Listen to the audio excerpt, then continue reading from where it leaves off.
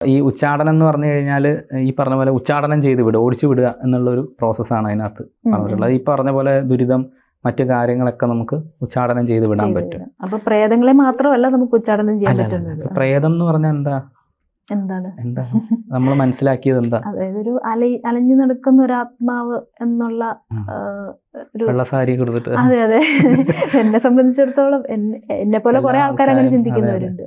ഈ പ്രേതം എന്ന് പറഞ്ഞു കഴിഞ്ഞാൽ ശരിക്കും എന്താന്ന് വെച്ച് കഴിഞ്ഞാൽ നമുക്ക് ദശമഹാപ്രാണനെ കുറിച്ച് പറയുന്നുണ്ട്.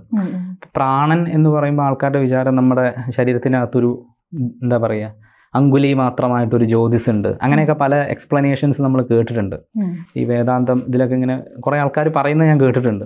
അങ്കുലി മാത്രമായിട്ടുള്ള ഒരു ജ്യോതിസ് നമ്മുടെ ഹൃദയഭാഗത്ത് കുടികൊള്ളുന്നു, അത് നമ്മുടെ ശരീരത്തിൽ നിന്ന് ഇറങ്ങിപ്പോകുമ്പോൾ അപ്പം നമ്മൾ മരിച്ചു വീഴും എന്നൊക്കെ പറയുന്ന കേൾക്കാം.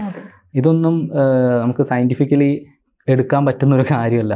അതായത് ഈ ദശമഹാപ്രാണൻ എന്ന് പറഞ്ഞു കഴിഞ്ഞാൽ പ്രാണോ നാമ ഊർധ്വഗമനവാൻ നാസാഗ്രസ്ഥാനവർത്തി നമുക്കൊരു ഇത് തന്നെയുണ്ട്.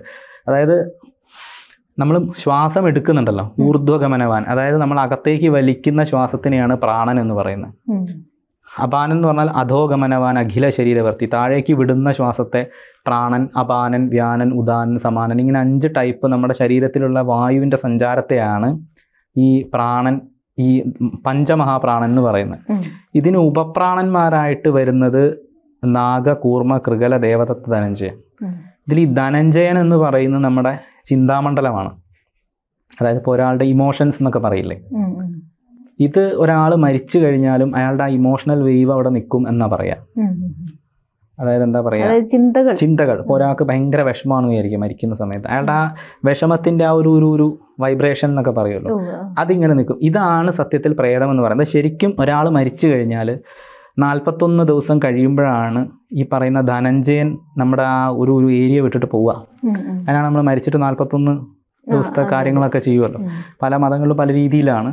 പക്ഷെ ഈ ധനഞ്ജയനെയാണ് നമ്മളുമായിട്ട് കണക്ട് ചെയ്ത് കിടക്കുന്ന സാധനം. അതായത് ഒരു വ്യക്തിക്ക് നമ്മളോടായിട്ട് കണക്റ്റഡ് ആയി കിടക്കുന്ന അയാളുടെ ഇമോഷണൽ ആയിട്ടുള്ള കാര്യങ്ങളാണല്ലോ. അച്ഛൻ മോളുമായിട്ടുള്ള ഒരു ഇമോഷണൽ കണക്ഷൻ ഉണ്ടാവും അല്ലേ, മകൻ അമ്മയായിട്ടുള്ള ഇമോഷണൽ കണക്ഷൻ. ഇതൊരു കണക്ഷനാണ്. ഈ കണക്ഷനാണ് സത്യത്തിൽ പ്രേതമായിട്ട് നമ്മളെ എഫക്റ്റ് ചെയ്യുന്നത്. അത് ശരിക്കും പുറത്തുനിന്ന് എഫക്റ്റ് ചെയ്യുന്നതും ആണോ എന്ന് ചോദിച്ചാൽ നമുക്ക് നമ്മുടെ ഉള്ളിൽ തന്നെ ഈ ഇമോഷൻസ് വർക്ക് ചെയ്യാലോ.